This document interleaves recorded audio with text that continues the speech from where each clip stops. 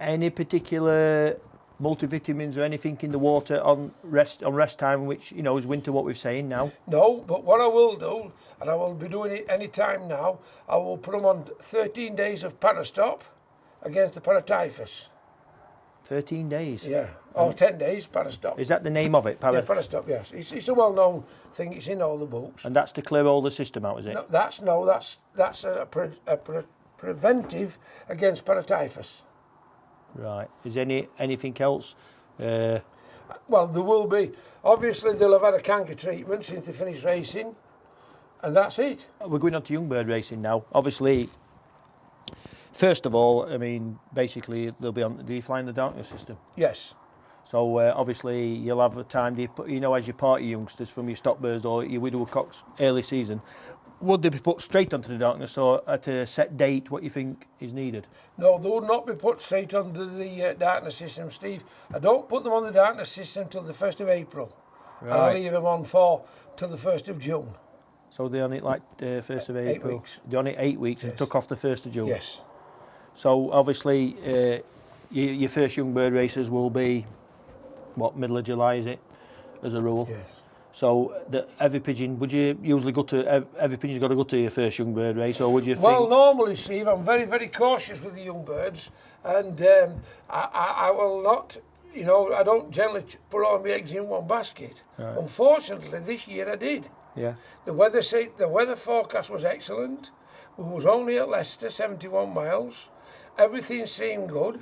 I'd got a team of about 41 youngsters, because I don't breed hundreds of youngsters to keep for myself. And I thought, well, we'll send them. Unfortunately, we had a smash.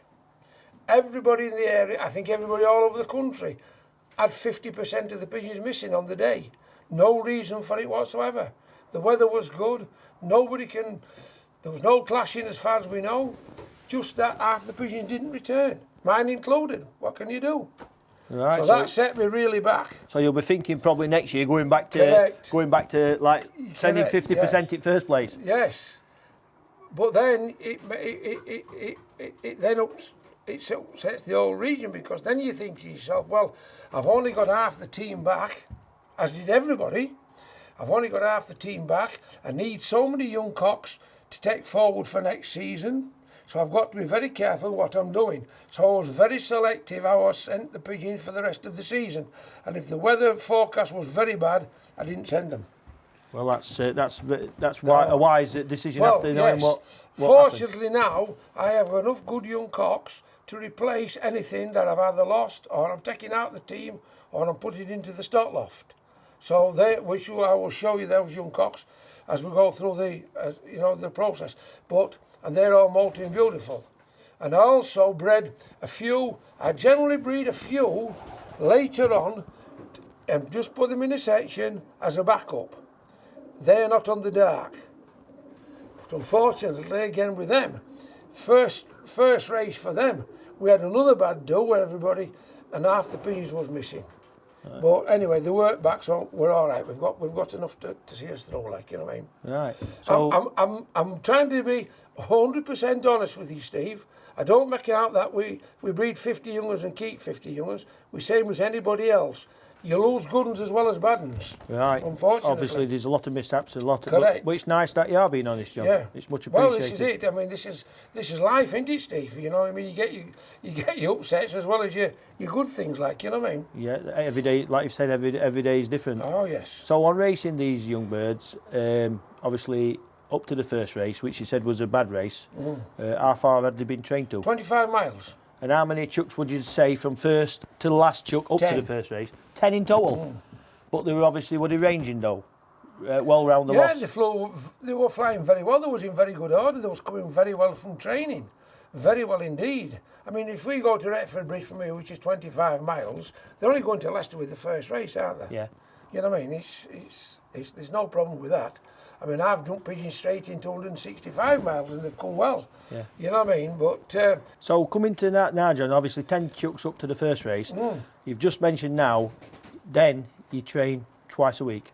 Do you train twice a week after the first race all the way through to the end of the programme? Not really, no. If I think they need it, Steve, I send them. If I don't, I don't. So some weeks they don't get any training. No. Just exercise like you would with cocks. That's right. Same pattern. Yes. Same feeding system. Yeah. No. I don't feed the young birds like I use the racing cocks. Can you explain Yes, what you do then, John? I just buy a good young bird mix from the local supplier. Basically, no maize to start with, and then adding maize as they get a bit further up the road. So this programme, this system, what Jeff Andrews told you, that's only for old bird racing? Well, no, it's for two, but I don't use it for my young birds. You don't use No. it? You can use it though, You it's can all use it, explained. yes. Right. It's all explained to you if you want to use it, you see, yeah. What about young bird motivation? Are they kept together all the time as old cocks and hens, or this like hens No. in one side? Just kept together, Steve. So they're basically natural system. Yes. And they do what they want. So Yes. that is your Yeah. motivation. Yeah. You explain you're not a big training man, John, but before your young birds actually go in a training pannier, do you give them any overnight training for future in life, like in your corridors with water on? Yes, I do. mist? Can you explain that then, John? Yes, well, normally what I do, Steve, I put my training baskets there Yeah. and leave them one in each. I can only put one at once, but I put it there, take the thing out, and the young birds learn themselves to come into that basket, and they'll sit there very content. Right. So when it comes to basketing pigeons, they're half trained themselves. They'll run in there, Right. no problem. And I do the same with the other side, you see. And same as you say, then I get one of my ordinary baskets, I put the drinkers on and leave them overnight in the baskets so that they get used to drinking and eating out of those. Yeah. Out of the Would you do that often up to the racing, or just 2 or 3 times? 2 or 3 times, Just so Steve, that yeah. they brainwash Yeah, for later yeah. on. That's right, Whether yeah. you're flying a young bird, Midland national race and that. Yes. Does your best young birds always make your best old birds? Or can it vary, like some good young birds are the best all the life and some are late to learn and they fly terrible, and even as yearlings come out as 2-year-olds? Well, to answer that one, Steve, I'll go back to 1997, Yeah. whereby I had a team of youngsters across the other side of the yard, across the other side of the farm, where I used to fly there. And this team of youngsters wasn't on the dark, because I didn't know what dark was then. I only just started back in the sport, and I didn't know a lot of these things, you see. Right. Now, I'd entered three pigeons in the Sheffield Gold Ring. You'll remember them Sheffield Gold Rings. You used to have, weren't they? I was flaying them myself. That's right. And the pigeons had only just had a couple of races. What year was that, John? 97. That's the year I won short of £3,000, same year. That was the That's same right. race. I was Yeah. second in it, all the way up. Right. Well, we sent these 3 pigeons Yep. and never got a pigeon on the day. Right. Nothing. Right. In fact, they was coming all week, Yep. my pigeons. The lad up in Thorne here, who was on the dark and was training twice a day, Right. and putting youngsters and everything, and absolutely annihilated us. And I couldn't understand why. Yeah. I know now why, because he was on the dark and I wasn't. But not one young cock in my shed took a prize that season. Not one. Right. Some of the hens did, but no cocks. Right. The following season, Steve, we won 23 times first prize, 5 times first fed, With the same 5 pigeons. times second fed, 5th champion loft of Great Britain in the Vanrobaeys champion loft of Great Britain competition, and we didn't know that was on till the end of the season. That was with the same cocks that had done nothing as young uns. Yeah. So, But I do believe, though, you're right, John. Obviously, you can't compete with the darkness pigeons, which mine were all on the darkness that year, and you have to be on the darkness. But Correct. it does prove them good pigeons, what were in rags and all that. It's proved the good brains will come out. If they'd have been on the darkness, you could have maybe won the race or whatever as young birds, and that was a disadvantage. well, they actually annihilated the lads who was on the darkness the following That's season. what I'm saying, John. Because you Yeah. was then on a level playing field, wasn't you? Yes, correct. In fact, one of those cocks, Steve, is in that shed now. The old Rpra cock is a 1997 pigeon. One of his youngsters this year scored twice for a lad up in North Yorkshire. And how old's he? He's 13 years old. Well, it will be, yeah, 1997, yeah. So it just shows. And he topped the fed the following season and was a fantastic pigeon. And all his brothers, all them Braspennings cocks. But yet, as youngsters, you want to give a shilling for them. And this is why, Steve, I'll always say this to young fanciers. I will never ever get rid of a young cock of my race team. Don't matter how good or bad it is. Right. I will always give it a chance the following season, even if I had to fly it on a section on its own. Because sometimes they come out better, do they, John? You do not know which one's going to make the best yearlings. Right, fair comment. First of all, how many stock pairs would you start off having for your own use? You know, for basically your own use, or whether you have them for your own or whatever. How many stock pairs How many have you got in total? I've got roughly 40 pairs of stock pigeons. 40 pair? Yeah. Yeah. I have 22 pairs of stock birds, which are prisoners.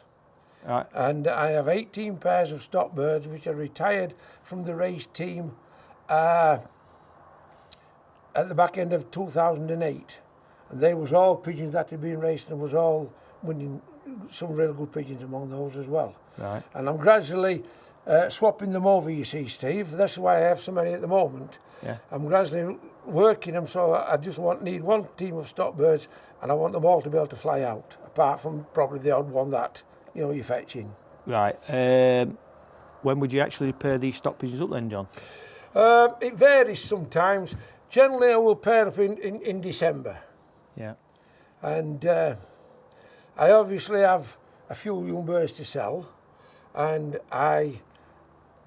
you know, some of the lads want the birds very early, so I'll let them have the early ones. It doesn't bother me which ones they have. Right. I'll let them have the early ones, or some don't want them until a little bit later, depending where they're going and things like that.